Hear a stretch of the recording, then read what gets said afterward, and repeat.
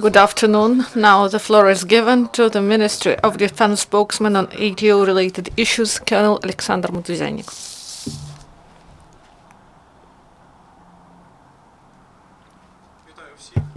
Good afternoon, everyone. Now the events that happened in the ATO area. Lugansk area.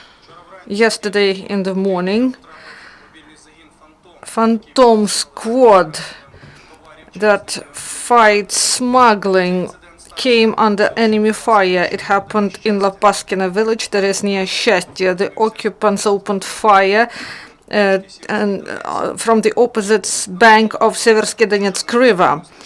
And border guards came to the rescue. They helped to repel the enemy, and then border guards and servicemen helped to evacuate the wounded to the rear.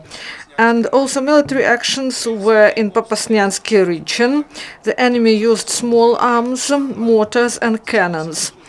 This happened during the day, and one more enemy shelling was in Stanitsa Luganska. On the whole, during the last 24 hours in the Lugansk area, there were 10 enemy shellings, including 2 with the use of heavy weapons. Donetsk area. The day started with heavy artillery and mortar shellings delivered by the enemy in several regions, Zalizne, Avdiivka, and also Vesela Krasnogorivka part of front line. During 4.5 hours, the enemy launched about 130 mines and shells at our positions. During the second part of the day, the main military actions were in Avdiivka production area. After a number of shelling, a subversive group attacked our positions, but the attack failed and the enemy was repelled and continued shelling with the positions with the use of mortars. Also, there was one shelling in Svetlodarsk, Zaitsevo and Verkhnyatoretsk. On the whole, during the last 24 hours in the Donetsk area, there were 14 enemy shellings, including 9 with use of heavy weapons and 1 military clash. The Mariupol area, the epicenter of military actions, is in the south.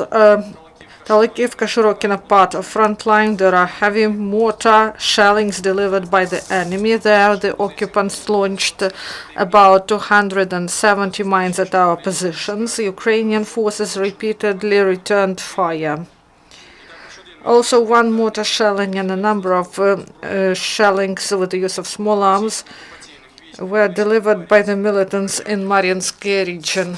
On the whole, during the last 24 hours in the Mariupol area, there were 28 enemy shellings, including 13 with the use of heavy weapons. No flights of air drones were observed during the last 24 hours.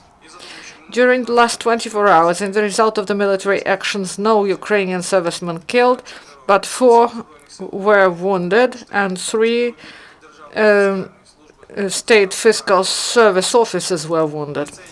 Police officers detained in Bakhmut a bus destined to Moscow, and they detained a young man who is expected of being a member of the militant group. It was identified that spring 2014, while Slavyansk was occupied, he transported some construction materials for the positions of the militants, and then he went to Kharkivshina, and then he went to Russia.